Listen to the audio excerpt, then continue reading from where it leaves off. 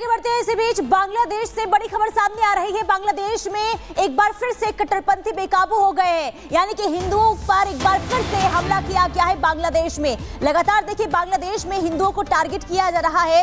हालांकि बीच में स्थिति थोड़ी सुधार देखने को मिली थी, लेकिन एक बार फिर से बीते 2 दिनों से हालात बेकाबू होते हुए नजर आ रहे हैं। बांग्लादेश में कट्टरपंथियों ने हिंदुओं के घर को जलाए, हिंदू पर हमला किया गया। बांग्लादेश के चट गांव में कट्टरपंथी आधी रात सड़कों पर निकले और हिंदुओं के नरसंहार की नारेबाजी भी की गई। इसके बाद हिंदू बस्तियों में घुसे और घरों में आग लगा दी गई है। तस्वीर आपको दिखा रहे हैं, चटगांव की तस्वीर है, जहां पर आधी रात में कट्टरपंथियों ने किस तरीके से उत्पात मचाया। हिंदुओं को एक बार फिर से निशाने पर लिया गया, एक बार फिर से हिंदुओं को टारगेट किया गया है। ये तस्वीर आपको दिखा रहे हैं, ये बताने के लिए काफी है कि बांग्लादेश में किस तरीके से हिंदुओं पर एक के बाद एक अत्याचार जो कट्टरपंथी हैं वो करते हुए नजर आ रहे हैं। हालांकि यूनुस सरकार हाथ पर हाथ धरी बैठी हुई है। ऐसे में कई सवाल उठ रहे हैं कि क्या यूनुस सरकार कट्टरपंथियों को संरक्षण दे रही है, क्या बढ़ावा दे रही है, क्योंकि स्थिति में सुधार होता हुआ नजर नहीं आ रहा है। हालांकि हिंदू जब आवाज उठाते हैं तो उन्हें दबाने की कोशिश की जाती है, गिरफ्तारी कर ली जाती है। इस्कॉन टेम्पल के जो पुजारी हैं जिनमें प्रभु, जब उन्होंने हिंदुओं पर अत्याचार को लेकर आवाज उठाई तो गिरफ्तार उन्हें कर लिया गया। और इसके बाद कल बांग्लादेश में स्थिति बिगड़ती हुई नजर आई, क्योंकि नारेबाजी कर रहे थे हिंदू और ये कह रहे थे कि हिंदुओं पर अत्याचार बंद होना चाहिए। लेकिन कट्टरपंथी एक बार फिर से किस तरीके से हिंदुओं को निशाने पर ले रहे हैं, ये तस्वीर हम आपको दिखा रहे हैं। बांग्लादेश के चटगांव की तस्वीर है, पहली तस्वीर, जहां आधी रात को कट्टरपंथियों ने हिंदुओं के घर में घुसकर घर को आग के हवाले कर दिया। और दूसरी तस्वीर आपको दिखा रहे हैं जहां किस तरीके से सड़कों पर उतरकर नारेबाजी कर रहे हैं और साथ ही साथ नरसंहार की नारेबाजी करते हुए ये कट्टरपंथी नजर आ रहे हैं। तो बांग्लादेश में कट्टरपंथी एक बार फिर से बेकाबू होते हुए नजर आ रहे हैं। हिंदुओं के घरों को जला दिया गया, अत्याचार एक बार फिर से हिंदुओं पर किया गया।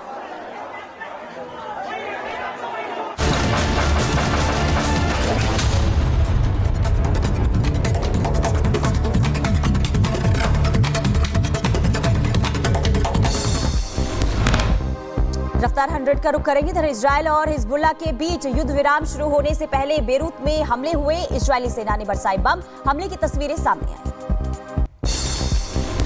दक्षिणी लेबनान में इजरायली सेना ने किया हमला, हिजबुल्ला के हथियार गोदामों को बनाया निशाना, आसपास में नजर आया धुआं ही धुआं। लेबनान में दागा गया एक रॉकेट क्रेत शोमाना में बस स्टैंड पर गिरा। हमले में 2 बसें जली। सीरिया लेबनान सीमा पर इजरायली सेना ने किए हवाई हमले, जमकर बरसाए बम, क्षेत्र में तबाही का मंजर। इजरायल और हिजबुल्ला में युद्ध विराम की घोषणा के बावजूद बेरूत में हुआ विस्फोट, हमले में हिला बेरूत, वीडियो आया सामने। युद्ध विराम समझौते पर सहमति जताने के कुछ ही देर बाद बेरूत में इजरायली हवाई हमले हुए। हिजबुल्ला ने इजरायल पर दागे रॉकेट, इजरायल के किरियात शोमाना शहर पर दागे गए रॉकेट। इजरायल ने बेरूत में हिजबुल्ला के ठिकानों पर हवाई हमले किए। हिजबुल्ला के 20 ठिकानों पर हमला। लेबनान के मुताबिक 7 लोग मारे गए हैं, 37 लोग घायल हुए। इजरायल और हिजबुल्ला के बीच युद्ध विराम की संभावित घोषणा से पहले लोगों में जश्न। लेबनान के सुडौन में विस्थापित लोगों ने मनाई खुशियां। हिजबुल्ला के साथ युद्ध विराम समझौते के खिलाफ इजरायल में प्रदर्शन। तेल अवीव में दर्जनों दक्षिणपंथी प्रदर्शनकारी इकट्ठा हुए। इजरायल ने बेरूत में फिर किया एयर स्ट्राइक। बेरूत के टायर शहर पर हमला किया गया। हमले को लेकर इजरायली सेना का दावा, हिजबुल्ला कमांडर को मार गिराया गया। हिजबुल्ला के साथ सीज़फायर के लिए इजरायल तैयार है। पीएम नेतन्याहू ने संघर्ष विराम के प्रस्ताव को मंजूरी दी। इजरायल की चेतावनी के बाद बेरूत के लोग कर रहे हैं पलायन। कई लोगों ने छोड़ा अपना घर। बेरूत में हालात तनावपूर्ण। लेबनान में इजरायल हिजबुल्ला के बीच युद्ध विराम समझौते पर अमेरिकी राष्ट्रपति जो बाइडेन का बयान। हिजबुल्ला और इजरायल के बीच सीज़फायर का स्वागत। अमेरिकी राष्ट्रपति जो बाइडेन ने कहा कि अब गाजा में जंग रोकने पर करेंगे फोकस। इजरायल ने यह युद्ध शुरू नहीं किया। लेबनानी लोगों ने इस युद्ध की मांग नहीं की, ना ही अमेरिका ने की। सीज़फायर पर इजरायली पीएम नेतन्याहू ने देश को संबोधित किया। बोले, हम समझौते को लागू करेंगे और किसी भी उल्लंघन का मजबूती से जवाब देंगे। हम जीत तक एकजुट रहेंगे। इटली में G7 देशों के विदेश मंत्रियों की बैठक, इजरायल लेबनान युद्ध विराम पर हुई चर्चा। इटली के विदेश मंत्री एंटोनियो तजानी ने कहा कि बहुत जल्द इजरायल और हिजबुल्लाह के बीच युद्ध विराम होगा। इजरायल और हिजबुल्लाह के बीच युद्ध विराम समझौते का ऑस्ट्रेलिया ने किया स्वागत। विदेश मंत्री पेनी वॉंग ने कहा है अब लोगों को चाहिए शांति। बांग्लादेश में कट्टरपंथियों ने मचाया उत्पात, हिंदू घरों में लगाई आग। इस्कॉन कोलकाता के उपाध्यक्ष राधा रमन दास ने वीडियो किया पोस्ट, सड़कों पर दिखा खौफनाक मंजर। बांग्लादेश में खारिज की गई चिन्मय प्रभु की जमानत याचिका। चटगांव में प्रदर्शन कर रहे हिंदुओं पर पुलिस ने किया हमला। भारतीय विदेश मंत्रालय ने मामले पर जताई चिंता। बांग्लादेश में चिन्मय प्रभु की गिरफ्तारी पर कथावाचक देवकीनंदन ठाकुर का बयान, बोले हिंदुओं के दमन में बांग्लादेश की सरकार शामिल है। हिंदुओं के दमन में सरकार इन्वॉल्व है, और अगर सरकार इन्वॉल्व है तो सुरक्षा कौन करेगा? यूएन को इसमें संज्ञान लेना चाहिए और भारत के सभी लीडर्स को इसका विरोध करना चाहिए और ऐसे लोगों को पनिशमेंट होनी चाहिए। सरकार पर भी दबाव डालना चाहिए जिससे वो हमारे हिंदुओं का दमन न कर सके। हिंदू पुजारी की गिरफ्तारी पर विवाद के बीच बांग्लादेश विदेश मंत्रालय का पोस्ट, एक धार्मिक सद्भाव बनाए रखने के लिए दृढ़ संकल्प।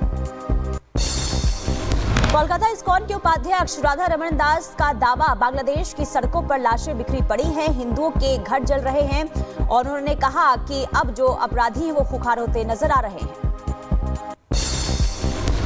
बांग्लादेश में चिन्मय दास की गिरफ्तारी की निंदा, मौलाना शहाबुद्दीन रजवी ने उठाई रिहाई की मांग, बोले चिन्मय दास को बांग्लादेश सरकार फौरन रिहा करे, अल्पसंख्यकों पर अत्याचार पर हस्तक्षेप करे भारत सरकार।